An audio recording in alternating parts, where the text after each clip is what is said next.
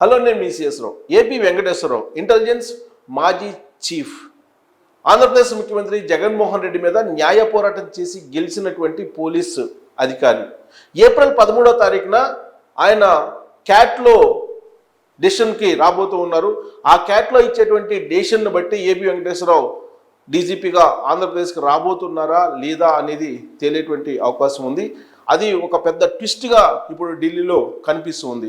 ఒకవేళ క్యాట్ ఇచ్చేటువంటి డైరెక్షన్ కనుక పాజిటివ్గా ఉంటే ఖచ్చితంగా ఏపీ వెంకటేశ్వరరావు ఏపీ డీజీపీగా రాబోతున్నారనేది ఇప్పుడు నడుస్తున్నటువంటి చర్చ.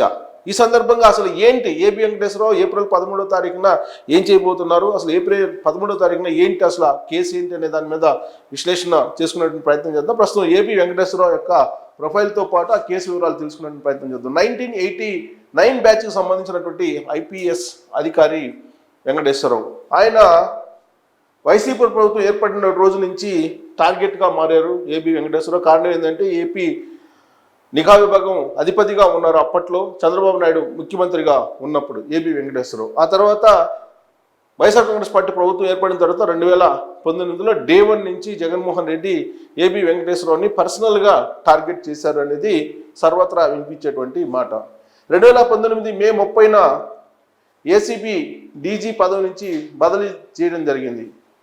సో ఏసీబీ డీజీ పదవి నుంచి ఆయన్ని బదిలీ చేశారు 2019 మే 30న. ఆ తర్వాత ఏ పోస్టు ఇవ్వకుండా జగన్మోహన్ రెడ్డి ప్రభుత్వం అలా ఉంచేసింది ఆయన్ని. భద్రత నిఘా పరికరాల కొనుగోలులో అక్రమాలు జరిగాయి అనేటువంటిది ఆయన మీద ఉన్నటువంటి ఆరోపణ. చంద్రబాబు నాయుడు హయాంలో ఆయన ఏదో ఇల్లీగల్గా కొన్ని పరికరాలు కొనుగోలు చేశారు నిఘాకు సంబంధించి. సో ఆ పరికరాలు ఇల్లీగల్గా కొనుగోలు చేశారు అనేటువంటి అభియోగాన్ని వెంకటేశ్వరరావు మీద జగన్మోహన్ రెడ్డి ప్రభుత్వం మోపింది. దాని మీద ఆయన రకరకాల పోరాటాలు చేశారు. 2020 ఫిబ్రవరి 8న సస్పెండ్ చేసింది ఆయన్ని. అభియోగం మోపడంతో పాటు ఆయన్ని సస్పెండ్ చేసింది వైఎస్ఆర్ కాంగ్రెస్ పార్టీ సర్కారు 2020లో.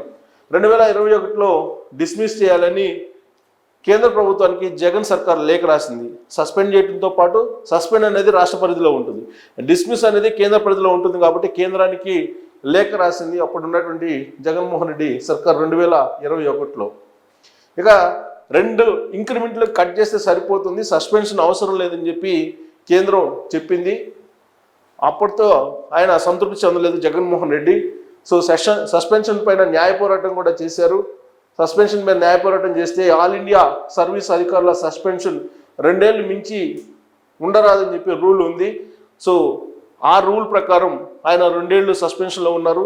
ఆ సస్పెన్షన్ తర్వాత ఆటోమేటిక్గా ఆ సస్పెన్షన్ రివోక్ అయిపోయింది. దాంతో సస్పెన్షన్ ఎత్తేయాలని చెప్పి కోర్టుకు వెళ్ళారు.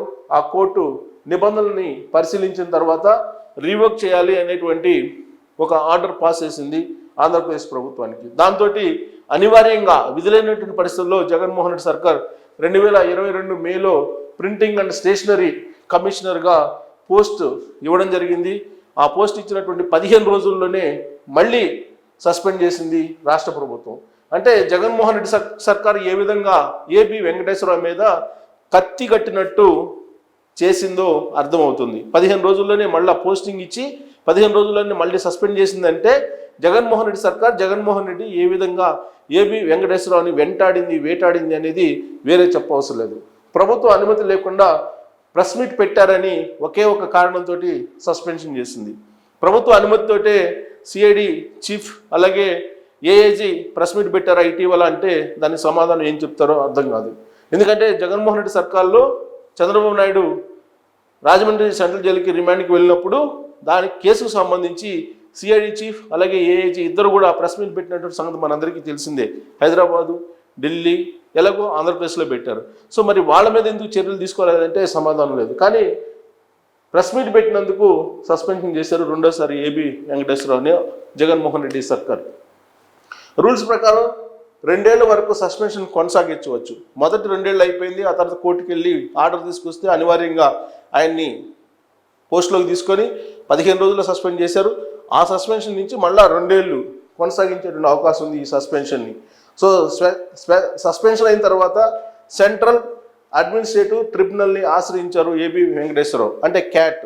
సెంట్రల్ అడ్మినిస్ట్రేషన్ ట్రిబ్యునల్ క్యాట్ని ఆశ్రయించారు ఏబి వెంకటేశ్వరరావు. దాని మీద సస్పెన్షన్ వెనుక కుట్ర ఉందని చెప్పి ఆయన ఆరోపణ చేశారు. జగన్మోహన్ రెడ్డి సర్కార్ కుట్ర చేసింది అనేటువంటి ఆరోపణను క్యాట్లో ఆయన చెప్పడం జరిగింది. సస్పెన్షన్లో ఉన్న 4 ఏళ్ల పదవీ కాలాన్ని కూడా పొడిగించాలని చెప్పి విజ్ఞప్తి కూడా చేసింది. ఎందుకంటే జగన్మోహన్ రెడ్డి సర్కార్ వచ్చిన తర్వాత సస్పెండ్ చేసింది. నిఘా విభాగాల పరికరాలు ఇల్లీగల్గా కొనుగోలు చేశారని ఆ 2 years, అలాగే ఆ తర్వాత న్యాయ పోరాటం చేసి ఆయన సస్పెన్షన్ రివోక్ చేసేలాగా చేసుకున్న తర్వాత మళ్ళీ పోస్ట్ ఇచ్చి 15 రోజులు సస్పెండ్ చేశారు. కాబట్టి ఆ మొదటి 2 సంవత్సరాలు, తర్వాత 2 సంవత్సరాలు, ఈ 2 సంవత్సరాలని అంటే 4 ఏళ్ళని మళ్ళా నాకు పొడిగించాలి సర్వీసు అని చెప్పి ఆయన విజ్ఞప్తి చేయడం జరిగింది క్యాట్లో. సో దాని మీదనే ఇప్పుడు ఏప్రిల్ 13వ తారీఖున ఈ క్యాట్లో కీలకమైనటువంటి విచారణ జరగబోతుంది. ఆ రోజు వచ్చేటువంటి తీర్పుని బట్టి, ఆ రోజు వచ్చేటువంటి డెసిషన్ని బట్టి ఏబి వెంకటేశ్వరరావు భవిష్యత్ ఆధారపడి ఉంది. అలాగే జగన్మోహన్ రెడ్డి సర్కారు యొక్క జాతకం కూడా ఆధారపడి ఉందని చెప్పి చెప్పొచ్చు. ఎందుకనంటే ఒకవేళ 4 సంవత్సరాల సర్వీసును పొడిగిస్తూ ఏబి వెంకటేశ్వరరావుకు అనుకూలంగా క్యాట్లో ఏప్రిల్ 13వ తారీఖున తీర్పు వస్తే అప్పుడు ఆయన డీజీపీగా నియామకం చేసేటువంటి అవకాశం ఉంది. దాంతో ఆ రోజు నుంచి జగన్మోహన్ రెడ్డి సర్కార్కి కౌంట్ డౌన్ ప్రారంభమైందని చెప్పి అనుకోవటానికి అవకాశం లేకపోలేదు. 2024 మే నెలాఖరు వరకు యాక్చువల్గా వెంకటేశ్వరరావు గారి సర్వీస్ ఉంది. 2024 మే నెలాఖరు వరకు, అంటే నెక్స్ట్ మంత్ నెలాఖరు వరకు ఉంది. మే 13వ తారీఖున పోలింగ్ జరగబోతోంది. మే ఎండింగ్కి ఆయన సర్వీసు మామూలుగా అయితే ఆయన పూర్తి అవుతుంది. కానీ క్యాట్ మాత్రం 4 సంవత్సరాలు సర్వీస్ను పొడిగిస్తూ ఒకవేళ నిర్ణయం తీసుకుంటే మాత్రం ఖచ్చితంగా ఏబి వెంకటేశ్వరరావు మరొక 4 సంవత్సరాలు కొనసాగేట అవకాశం ఉంది. కాబట్టి అప్పుడు ఆయన్ని డీజీపీగా నియమించేటువంటి అవకాశం లేకపోలేదు అనేది పోలీసు వర్గాల్లో జరుగుతున్నటువంటి ఒక ప్రధానమైనటువంటి చర్చ. క్యాట్ ఏబి వెంకటేశ్వరరావు సస్పెన్షన్ ఎత్తివేస్తే డీజీపీ కోసం ఈసీకి ప్యానల్లో అనివార్యంగా ఏబి వెంకటేశ్వరరావు పేరు పంపించాలి. ఎందుకంటే ప్యానల్లో రాష్ట్ర ఎన్నికల కమిషన్ 3 పేర్లు పంపించాలి. ఈ 3 పేర్లలో సీనియారిటీ ప్రకారం పంపించాలి. కాబట్టి ఖచ్చితంగా ఏబి వెంకటేశ్వరరావు పేరు ఉండి తీరాల్సిందే. సో ఆ 3 పేర్లలో ఖచ్చితంగా ప్యానల్లో వెళ్తుంది ఏబి వెంకటేశ్వరరావు పేరు. సో ప్యానల్లో వెళ్ళిన తర్వాత కేంద్ర ఎన్నికల సంఘం ఏబి వెంకటేశ్వరరావు పేరుని ఖరారు చేసి ఖచ్చితంగా డీజీపీగా ఆంధ్రప్రదేశ్కు నియమించేటువంటి అవకాశం ఉంది రాబోయేటువంటి రోజుల్లో అనేది వినిపిస్తుంది. ప్రస్తుతం ఉన్నటువంటి డీజీపీ రాజేంద్రనాథ్ రెడ్డి, అలాగే చీఫ్ సెక్రటరీ జవహర్ రెడ్డి, వీళ్ళిద్దరూ కూడా జగన్మోహన్ రెడ్డికి సొంత మనుషుల్లాగా వ్యవహరిస్తున్నారు అనేటువంటి ఆరోపణలు ఉన్నాయి. ఎన్నికల కమిషన్ దగ్గర విపక్షాలు ఇప్పటికే వాళ్ళిద్దరి మీద కంప్లైంట్ కూడా చేయడం జరిగింది. ఏ రాష్ట్రంలో లేని విధంగా ఆంధ్రప్రదేశ్లో ముఖ్యమంత్రి, అలాగే డీజీపీ, చీఫ్ సెక్రటరీ ఒకే జిల్లాకు చెందినటువంటి వాళ్ళు ఉన్నారు.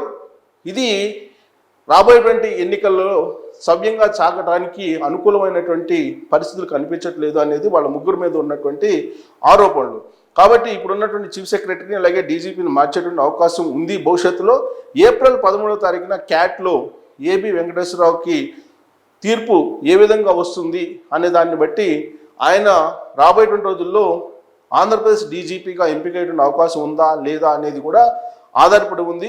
ఇప్పటివరకు అయితే మనకు ఉన్నటువంటి సమాచారం ప్రకారం ఏబి వెంకటేశ్వరరావు ఫైల్ని పరిశీలిస్తూ ఉంది కేంద్ర ప్రభుత్వం, అలాగే కేంద్ర ఎన్నికల సంఘం కూడా పరిశీలిస్తుంది అనేది కూడా తెలుస్తూ ఉంది. సో ఈలోపు క్యాట్లో ఉన్నటువంటి ఆ పిటిషన్ కూడా, దాని మీద కూడా అనుకూలమైనటువంటి తీర్పు వస్తే సస్పెన్షన్కి సంబంధించి చాలా క్లియర్గా 4 సంవత్సరాల పాటు ఆయనే డీజీపీగా ఉండేటువంటి అవకాశం ఉంది. అలాంటి పరిస్థితి వస్తుందా అనేది పోలీసు వర్గాల్లో చర్చ జరుగుతుంది. ఒకవేళ క్యాట్లో కనుక ఆయనకు ప్రతికూలంగా వస్తే కనుక డెసిషను, లేదా 4 సంవత్సరాల పాటు కొనసాగించడానికి అవకాశం లేదు అని చెప్పి చెప్తే కనుక అట్లీస్ట్ మే ఎండింగ్ అయిపోతుంది. కాబట్టి ఆయన పదవీ కాలం ఆలోపు, అంటే మే ఎండింగ్ వరకు అయినా సరే డీజీపీగా కొనసాగేటువంటి అవకాశాలు లేకపోలేదనేది పోలీసు వర్గాల్లో నడుస్తున్నటువంటి ఒక చర్చ, అలాగే అలాంటి అభిప్రాయం. సో మీరు కూడా ఏబి వెంకటేశ్వరరావుకి సంబంధించి ఆయన కేసు, అలాగే ఆయన సీనియారిటీ, ఆయన ప్రొఫైల్ మీకు బ్రీఫ్గా చూపించాను. కాబట్టి రాబోయేటువంటి రోజుల్లో డీజీపీగా ఏబి వెంకటేశ్వరరావుని నియమిస్తే ఎలా ఉంటుంది, నియమించాల్సిన అవసరం ఉందా అనే దాని మీద